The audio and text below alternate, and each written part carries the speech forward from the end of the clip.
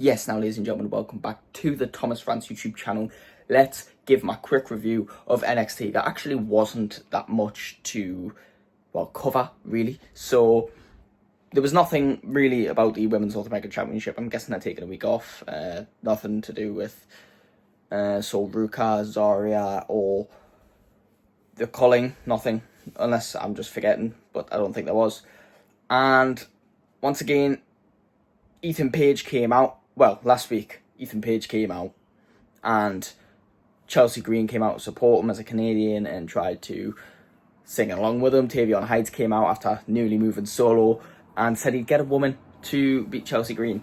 And he got, this week he got, after Chelsea Green was looking out for the dangerous competitor that she might be facing. I forgot her name, because I believe it was my first time seeing this woman. But she was some amateur wrestler who was like 61-0, which is ridiculous. And she faced off against Alba Fire. And Alba Fire did win. You're probably thinking, well, what the hell? 61-0, amateur wrestler, professional wrestler. I don't know. She was 61-0 in a legit sport. Yeah. And she was great in the ring. You're probably thinking, why did she lose to Alba Fire? Well, let me tell you, Alba Fire is a main roster superstar. Yeah, she is former NXT UK Women's Champion. She is former WWE Tag Team Champion. She has made it in the WWE. This superstar, no matter her background, this is her first match in WWE, first match in NXT, I think. Yeah, but even if she's still a rookie, yeah, you can't just have rookies beating main roster superstars, you know? Yes, they can on the odd occasion to gain a push, but it's not exactly how it can always work.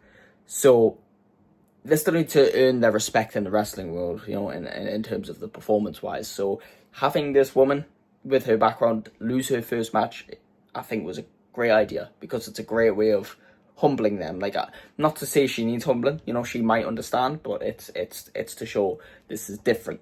Yeah, so that match happened, and then after there was a big altercation. And Tavion Heights said that match was cool, but that wasn't who I picked. And the woman who we picked was the LFG winner, the Olympic gold medalist wrestler. I forgot her name. But finally they're using her because she came up the same time as Jasper Troy. And meanwhile, Jasper Troy has had matches with Javon Evans, matches with Oba Femi for the NXT Championship. And now he's in a feud with Ricky Sainz. I was like, what are they doing with the woman who won LFG? And finally they're doing something, and just suplexed everyone. Piper Niven with ease, by the way. Alba Fire, Chelsea Green, and even Ethan Page. So that's exciting. They're finally going to do something with her and probably have her beat Chelsea Green. That's a big push. And Tavion Heights is going to do something immediately with a solo career in taking on Ethan Page, which is good. That is good, because, you know, you don't want to have him going solo and then have him appear every couple of weeks for one match. Like, Miles Bourne had a shot at the NXT title, and since then he's had like a match with Lexis King and then just a couple of backstage appearances. It's kind of not working, and they need to make it work because he has potential, and so does Tavion Heights. Tavion Heights is a great performer, so it needs to happen.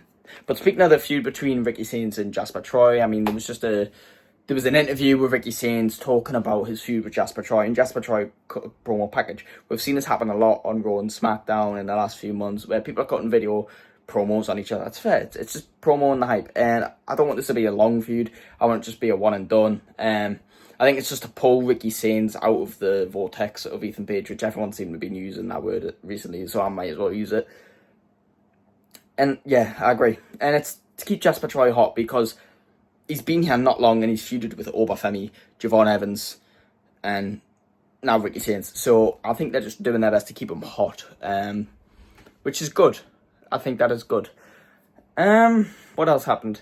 Hank and Tank obviously facing Dark State at Heatwave, but they've been doing their best to kind of sneak in backstage and be involved with the Dark State drama. But Ava's been pushing them away, saying, look, just wait till Heatwave. Because as we know, Moose, Oba Femi, Javon Evans, Trick Williams all had a match against Dark State on this episode of NXT. So Hank and Tank were really wanting to get involved, but they're going to have to wait till Heatwave. And I'm glad that they're still showing them on TV, and they're giving them this last little bit of TV time and spotlight time, because I do feel like they're going to drop those titles to Dark State, and that's not the end of Hank and Tank, obviously, but it is needed for that title run, because it's not been a great title run. It's a shame because I did want to see Culling win them before, but Culling can do something else, you know what I mean? It is what it is, so yeah. Also, is the Heritage Cup Championship discontinued? Did I miss that? I don't know, because Stacks ain't been carrying it around, so God knows. What else happened? I'll get to the 8-man tag in a minute, but I mean, JC Jane and Fallon Henley lost to Kalani Jordan and Lola Vice in their tag team match that was set up last week by Jasmine Nix, which is crazy. Then you've had that man from TNA running around trying to get the woman from TNA to get that TNA World Championship. So him and Ava set up a triple threat match at, I think, Heatwave, even, for the TNA Knockouts Championship with the former champion and the new emerging challenger, which I forgot all their names, but forgive me, I don't watch TNA. And I do think it is probably time for JC Jane to drop that title, because she needs to drop the NXT title as well. I thought she was a transitional champion. I thought she was short term. They were just giving her a slight little push. But this is a full push. I mean, what the hell? And will Fatal Influence just fall out already? It's actually getting boring at this point. And they're good heels, I'll be honest. Like, JC Jane's a great heel. We do hate her. And besides the main event match, there was just Jordan Grace cut the promo on Blake Monroe saying she is right. She didn't like looking in the mirror. But she's proud of herself now and blah, blah, blah, blah. She's going to fight and she's going to beat Blake Monroe. We know. So the main event match, Oba Femi, Trick Williams, Javon Evans, Moose. What a power team. I mean, Javon Evans got the high-flying, insane in-ring skill. Trick Williams, a TNA World Champion, a great charismatic wrestler. Moose, a veteran in the wrestling game and in TNA. And Oba Femi, the dominant NXT champion. All this in-ring skill, and they still lost to Dark State. And that's because they were falling out. The chemistry wasn't there. And then Trick Williams didn't save Javon Evans. We've got lots of feuds going on. Trick's facing Javon next week. I don't even know where Moose fits into all this. I think it's because he's challenging Trick for the TNA World title. But I just can't wait for the outcome. I can't wait for the big match for the NXT Championship, where probably Trick and Javon will get it again. If not, at least make it Javon. Let's not do Trick Oba again. Come on. Oba and Javon, or the triple threat, or even a fatal four-way. Add Moose in the mix. I don't care. But they lost to Dark State, which is fine. I feel like Dark State need the push. They lost at Slammiversary, which was weird. So before we ruin them and make them look weak, let's have them make them look weak. Let's have them beat these major stars, and then at Heatwave they can win those NXT tag titles and they look dominant while they do so. So yeah, pretty decent episode of NXT. I mean, I say this every time. I never really want to watch it until I do, and I'm like, yeah, it was fine. Oh, and Josh Briggs and Yoshiki Inamura had a bit of a promo off and challenged each other to a match next week, and I think it's a street fight. So, Philadelphia street fight even. So, yeah, that'll be good. And Josh Briggs is getting better, in a way. He was kind of trying to drown out the boos, but the boos were drowning him out, but he's getting there, okay? And I'm hoping this feud helps propel Josh Briggs to new heights. But anyway, thank you all so much for watching. Please like and subscribe, and I will see you in the next one. Goodbye.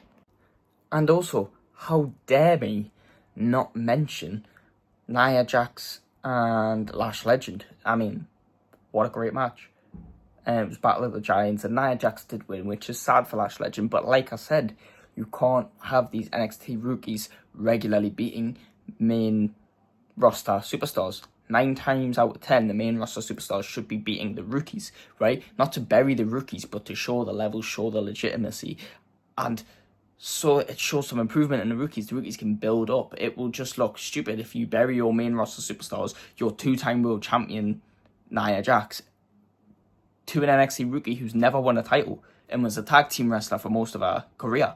So, yeah, that was rude of me to not mention. And Joe Hendry, Charlie Dempsey as well, which Joe Hendry won. Was that this week or was that last week? I watched 2 episodes very close together. So, if that was this week, decent matchup. I think it was.